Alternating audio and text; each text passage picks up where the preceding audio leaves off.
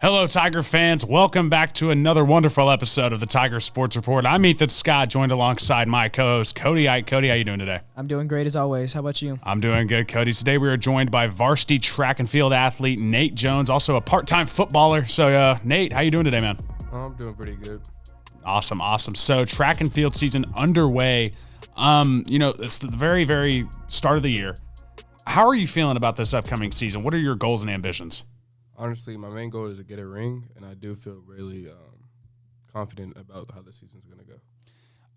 What have coaches done to, push you and all your other teammates around so far this year to get you guys to peak performance?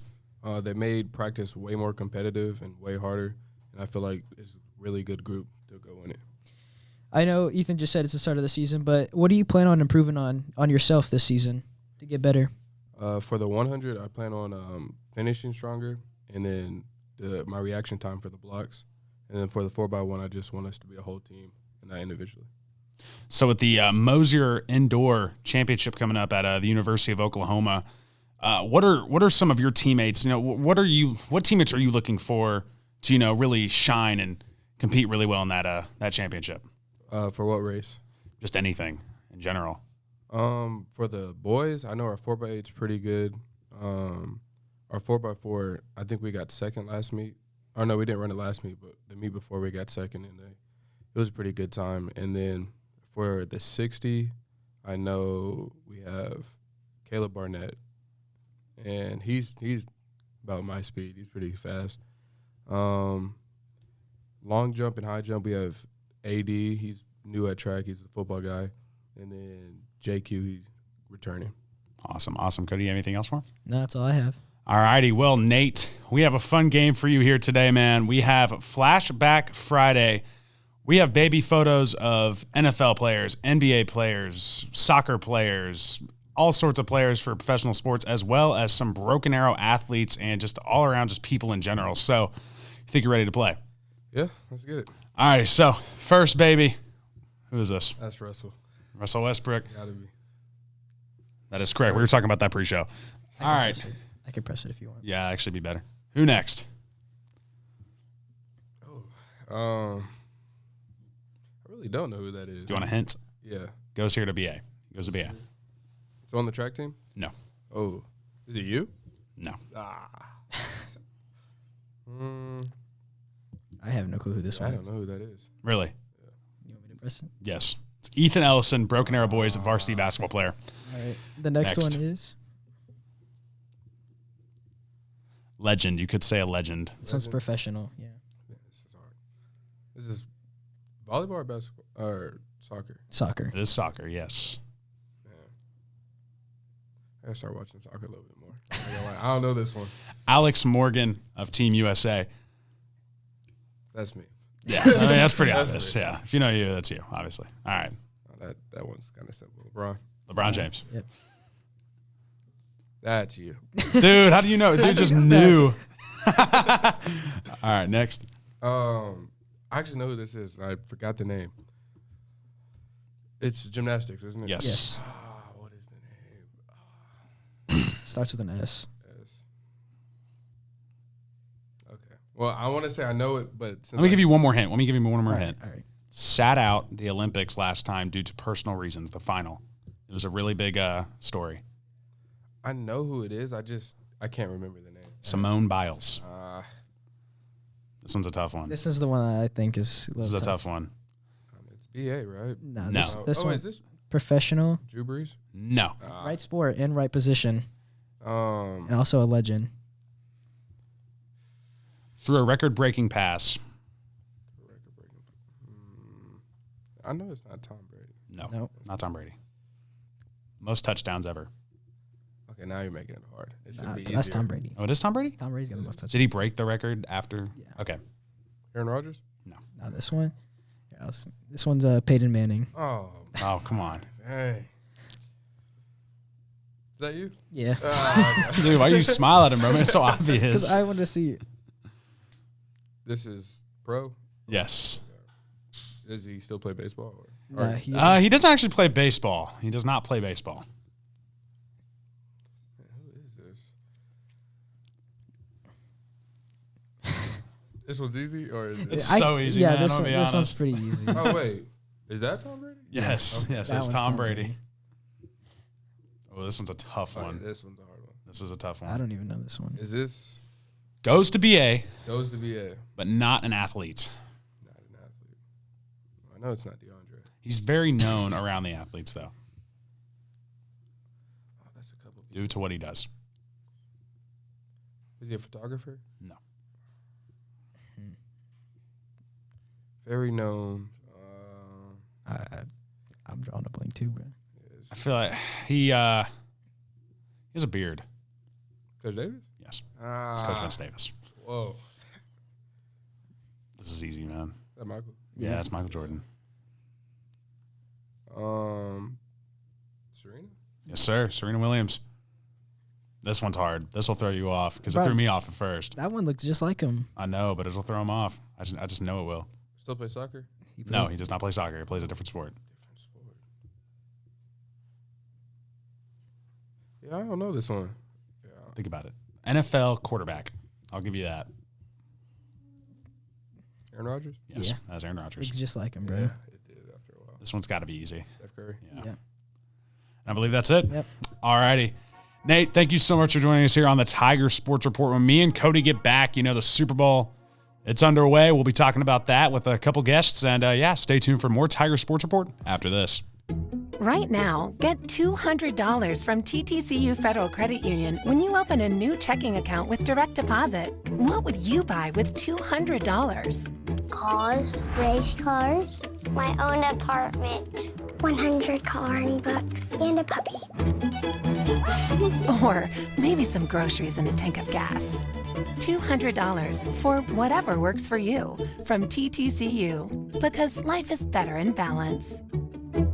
Hello, Tiger fans. Welcome back to the Tiger Sports Report. Now we are underway with the NFL segment. The Super Bowl is upon us. We are joined alongside Mr. Jaden Stewart and Chance Merrick. Guys, how you doing today? I'm doing well. How are you? Doing good, Jaden? Doing good too. Awesome. So, with the Super Bowl coming close, Chiefs, Eagles. I hate the Eagles. Chiefs, Eagles in the Super Bowl. Jaden, I'll start with you. What's your prediction and why? I think the Eagles are going to win it probably around 28-24-ish just because the Chiefs' defense isn't great and the run game will just get going for the Eagles and they just won't be able to stop them. A.J. Brown will do great and Hurts probably will be Super Bowl MVP. I got the Eagles by 2 scores because, you got the Jalen Hurts factor, and they just outweigh and outnumber the Chiefs on every side of the ball. That's true. I got the Eagles winning 31-24. I think obviously Mahomes is going to do good and get them to 24 points and do his thing, but he's not going to be able to outweigh all of the things that the Eagles have better than them. The Eagles' defense is so much better than anything that the Chiefs have over there, and offensively they're not good enough to beat out the Eagles either because they only have really 2 main players on the offensive side of the ball. Boys, I always root for the underdog every single time, it feels like at this point. I got the Kansas City Chiefs winning this one. It's going to be a close game in my opinion. Final score, I guess I'll say a final score of 31-27. I think it's going to be pretty close. I say the Chiefs win due to the fact first round, they had a first round bye, obviously. They played against the Bengals, did very well against the Bengals in the late run, in the late game, did what they needed to do. They did struggle a little bit against the Jaguars. I'll give them that. But at the same time, they won the game. That's all that matters. A win's a win. Patrick Mahomes, in my opinion, has been on a tear throughout the playoffs. He's been doing decent. He's been doing a really solid job, especially with the team around him. It's pretty fun to watch. You could argue that if Osai did not shove Patrick Mahomes out of bounds while he was already 3 feet in there, that the Bengals could have possibly made the Super Bowl and made a charge back to get to the end zone to score and win that game. But, a win is a win for the Chiefs. They're in the Super Bowl. They worked very hard to get here. The reason I say that the Eagles do not win, they have beat, in my opinion, 2 pretty weak teams. They blew out the Giants. The Giants were 3rd place in the NFC East. with not the greatest record compared to the Cowboys and Eagles. I think and also the game in the championship against the 49ers, that was against an injured Brock Purdy. When did he go out, Cody? Do you remember? He went out in the second quarter, So, I yeah, believe. went out in the second quarter. In my opinion, I think the 49ers, and this is coming from a guy that said the Cowboys were going to beat the 49ers. Cody can laugh all he wants. Realistically speaking, though, in my opinion, the 49ers were never cut out to make the Super Bowl, especially with a rookie running the offense. I don't care who you have around him. He's not experienced enough to get somebody like Deebo Samuel the right reads and Christian McCaffrey the right reads and all that type of stuff. So I don't think that he was really cut out for it. They've played, in my opinion, 2 weak teams. And the Chiefs have played 2 somewhat tough teams, especially the Bengals. I mean, there was a lot of talk from the Bengals saying that it was Burrowhead. I just think the Chiefs end up winning the Super Bowl and that Patrick Mahomes gets a second ring, and people start to realize that Patrick Mahomes really is the best quarterback in the NFL. And he's had a lot of trash talking on him the last couple of years, and I think it's unjust. He's definitely the best in my opinion. I mean, I think the Eagles in the regular season proved that they've played relatively weak teams, even though I think the 49ers are stacked all around the ball. I guess other than quarterback, if you want to say that, but Brock Purdy's been playing great nonetheless. Yeah. It does suck that he got hurt, but I don't think that would have changed the outcome of the game at all. 49ers should do something to get a better quarterback, obviously, because they have everything else that they need around them. But the Eagles proved who they are in the regular season. Yeah, it's not the same as the playoffs, obviously, but having the record that they had and doing what they did in the regular season, going on that big old tear until obviously the Commanders ended it. Can I interject on that, though? You're saying that the Eagles had a really good regular season. A lot of games ended up close. That's the thing with the Eagles. But they put up the numbers nonetheless. I know, but a lot of close games throughout the regular season. I don't really think that proves best, in my opinion. But they won. They did win. You're right. A win is a win. Just like I was saying. I'm not saying that's going to be a blowout either. I don't think it's a blowout either. I wasn't saying that. Where are you putting more words in my mouth? I'm not saying that. I think the Eagles do what Philly does best. I don't think they end up winning the Super Bowl. I think it's going to be hard for them, and I think the Chiefs end up winning the Super Bowl, personally. I think the Chiefs are going to show why they're the best team in the NFL, regardless of what's going on roster-wise, and yeah. They didn't pay him $500 million for no reason. He needs to win Super Bowls, and he knows that. I mean, we've seen plenty of players with these big contracts end up being not exactly what they. I'm not saying Mahomes is bad. Obviously, I'm not a lunatic, but I'm saying we've seen plenty of people in these big contracts toss away these games, especially with the injury he's had. Yeah, I mean, we'll just have to see. That's going to actually wrap up the NFL segment for us as we're starting to run out of time. Super Bowl is this Sunday, Phoenix, Arizona. It's going to be a fun game. Chiefs, Eagles, and we'll be right back with more Tiger Sports Report to talk about the NBA and all that good stuff. So stay tuned. Recently, you've had to put your life on hold, and we're with you in this. At Ascension St. John, we're now open for appointments, and we are fully prepared for your safety and our care. As we open our doors again, our doctors, nurses, and care teams will continue to wear personal protective equipment. We've taken even more steps to clean and stringently disinfect all areas. We will maintain distancing in our waiting rooms and will continue to limit visitors. And we will still screen all staff to protect their health and yours. Our emergency rooms are here 24/7. Please do not delay care. We're still delivering babies and performing surgeries. And we're open for your appointments, from specialists and surgical care to routine care and health screenings. Ask us about virtual visits. Ascension St. John continues to care for you, as we have been for almost a century. Thank you for trusting us. Welcome back to the Tiger Sports Report. We are now joined alongside Bray Woodall and Bianca Reeder for the NBA segment. Bray, how you doing today? Doing awesome. How about you, Ethan? Doing good, Bray. Bianca, what about yourself? I'm doing pretty good. Bianca, you have some questions for us. I do. My first one is, what was your guys' reaction to Kyrie getting traded from the Brooklyn Nets to the Dallas Mavericks? Came as a shock to me. I thought Kyrie Irving, if he was going to go anywhere, would be the Los Angeles Lakers. Joe Tsai, the general manager of the Brooklyn Nets, actually came out after the trade was made and said that I was going to make sure he wasn't going to the Lakers. So Joe Tsai, Laker hater confirmed. Smart but man.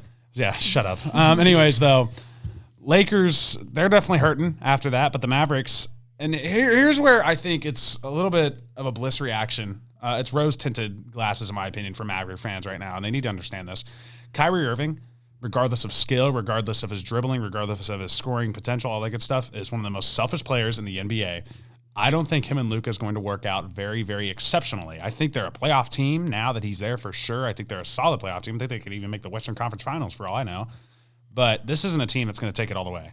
I don't think so, especially since Kyrie, being Kyrie, he's going to want more of a leadership role on that Mavericks that is ran by, the European beast, Luka Doncic. So in my opinion, it's a disaster waiting to happen. But, at the same time, the NBA is the NBA. Could be a really fun combo. And, it could work out. You never know. Alrighty, Cody.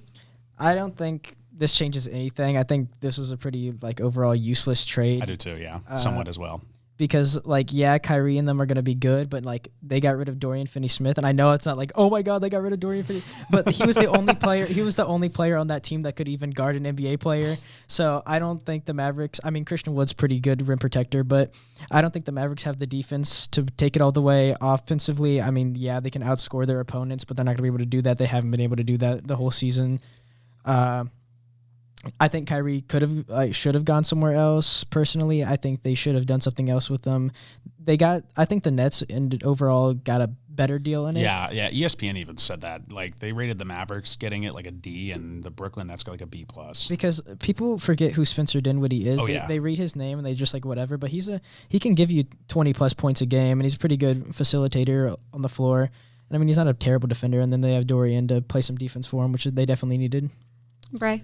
I think it was an even trade for both sides. I think the Nets got because it's his contract year, so they weren't going to get much value out of him anyway. But, that's true. So the Dorian Finney-Smith and then Spencer Dinwiddie, that helps out Kevin Durant because he's going to be with him, Ben Simmons, now Nick Claxton, all those guys, and so Dorian Finney-Smith adds defense. Spencer Dinwiddie is more of a playmaker, and I think it helps the Mavericks too. I don't think it hurts them in any way. I think it helps them more than it hurts them, but I think it also helps the Nets more than it hurts them too. So that's why I think it's an equal trade. You're talking about it being a contract year. I was talking to Antonio Hurling, ArrowVision teacher. He said Mark Cuban, in his opinion, is taking a gamble. And it is true. It's a gamble. If he doesn't re-sign, that is a lot of assets lost for a 1-year deal. They gave up a 2029 second-round pick, seventh grader. Still. It's draft picks that are not going to be going towards the Mavericks for years to come. Yeah. Alrighty, my next question is for you guys. How do we feel about LeBron James being 36 points away from breaking the all-time scoring record? Let's start with Bray this time. I think that even if he passes Kareem in scoring, he will not be the greatest player of all time. Well, this isn't a GOAT debate. We're just asking you your opinion. But anyway, I think it's obviously a great accomplishment. The longevity is crazy, and he's a one heck of a player. But I don't know. He's just. Yeah, LeBum. Dude, oh my gosh. Alrighty, Cody. I think it's obviously, like Bray said, a great accomplishment. The fact that he's being able to do this at such an old age is, I think, what we should take away from this, because this is a record that's been held for years and years. Obviously, it's amazing that we get to see it get broken in our lifetime. Because for a while there, a lot of people were like, oh, he's not going to break it. But because ever since 2016, there's he's going to retire. He's going to retire next year. He's going to retire next year. And he just keeps coming back. So I think it's going to be really fun to watch. Alrighty, Ethan. This episode comes out Friday. We're recording this on a Tuesday. So right now he's 36 points away. He'll probably have broken it by the time this episode actually comes out. Early prediction, this is Tuesday. I think he breaks it against the Bucks, not the Thunder. He's not scoring 36 against the Thunder. He wants to break it against the Bucks because Kareem Abdul-Jabbar played for both the Bucks and Lakers. I'm very impressed. As Cody was saying, older age, LeBron James has time and time again proven that he is one of, if not the greatest player to ever play the game of basketball. And if he wins another ring in his career, I think it solidifies his GOAT status for sure. But that's really all I have to take away from it. Alrighty, and that was my last question for you guys.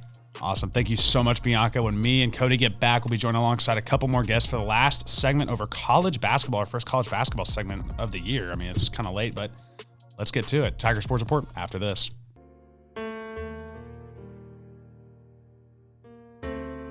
For families who like to build their wealth while staying liquid, we have flexible rate CDs to keep your funds working hard, even when you're not. First National Bank of Broken Arrow. The right balance. Hey everyone, welcome back to the Tiger Sports Report. I'm Terrace Booth here with Cody Eich and Ethan Scott. Let's talk some college basketball. Ethan, with 6 Big 12 teams in the top 25, what are your thoughts on the conference right now? I think the Big 12 is definitely the most entertaining conference to watch right now. You got plenty of upsets. You got plenty of underdog teams that are getting wins, and you have plenty of teams, including Oklahoma State. I'm going to be biased here, but I mean, that team gets upsets almost every week. It feels like they just recently beat TCU, who's number 15. They're also, a Big 12 team ranked top 25. I mean, the Big 12 in general is just very fun to watch. For example, what Kansas is doing this year, it's very, very good. Just a solid program that Bill Self has built around there. They're always pretty good. Yeah, they're always really good. I'll look at the rankings as well real quick on my phone. Texas, the Longhorns, you expect them to be good at football, but they're doing really good at basketball too. That's pretty fun to watch. It's been a while. Pretty sick. Iowa State, that's a team you expect to be good in not a lot of things, but they're doing good in college basketball. So there goes the Cyclones. Pretty fun to watch. K-State following suit at number 12. Very, very solid team. Them and Kansas have, swapped meets. They've each, taken a win off of each other. So that's really cool. Kansas State actually took a win off of Kansas at the Allen Fieldhouse, which was probably one of the bigger upsets of the season. And also, just TCU, Baylor, just a lot of teams. But I think a team that is definitely being very underlooked at right now, and again, might sound biased from who I am, but it is Oklahoma State. This team has beaten some teams out of the water. Caleb Boone, just a lot of these dudes are having a really good year right now with them, and I think if they can just keep it up, they'll definitely make the tournament, and Mike Boynton, he'll definitely be happy about that. Cody? I mean, for Kansas, I think they always are good. So I think what they're doing is not very surprising, because you got to think about it. Look at their history. They've they're good at basketball. Football, no, but basketball, they're good at professional football. I'll give them that. But basketball, they're always pretty good at that. OU, obviously that's pretty sad what's happening there. But they've had a couple stars back in the day. OU actually probably completed the biggest upset of the year, beating Alabama a couple weeks ago by 30 almost. Alabama number 3 in the country right now. They actually just recently climbed back up there after losing to OU. But, I mean, OU, I think that's a team that's probably the first 4 out. But, I mean, Jarish, what else do you have for us? So, Ethan, back to you. Oklahoma State defeated Oklahoma 72-56 in Stillwater, and then again by 10 in Norman. Let's talk Bedlam basketball. Bedlam basketball, OSU got the sweep this year, and, that goes back to me saying first 3 in, first 3 out type thing. Mm-hmm. Shout out to Joe Lunardi from ESPN for the idea. Oklahoma State, they're definitely one of the first 3 in my opinion. Without a doubt, they have ranked wins to back it up. They have very little unranked losses to back it up. They've actually mainly lost 2 ranked teams this year. Let's also talk about the SEC Big 10 or Big 12 challenge that just went underway, where OSU completely obliterated Ole Miss by 20-something. I think OSU is definitely a first 3 in type team, and with the win over OU and Norman, I think that definitely solidified it.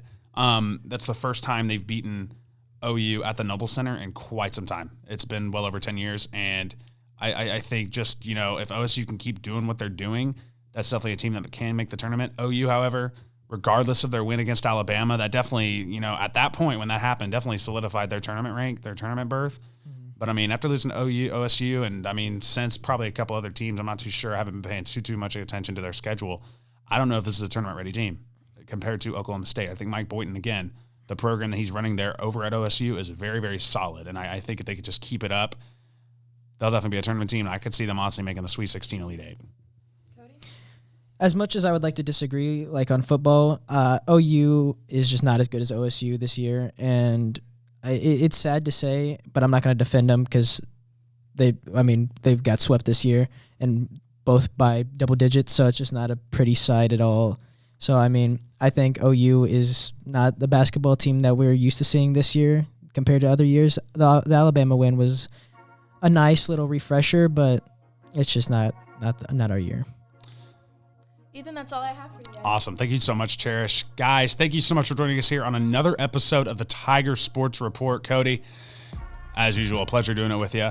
Guys, we'll be back in a couple weeks for, more Tiger Sports Report, more sports. The Super Bowl is going to end soon, and just NFL's going to end soon, so we'll have more topics to talk about. And, I'm Ethan Scott alongside Cody Eich. See you guys next time.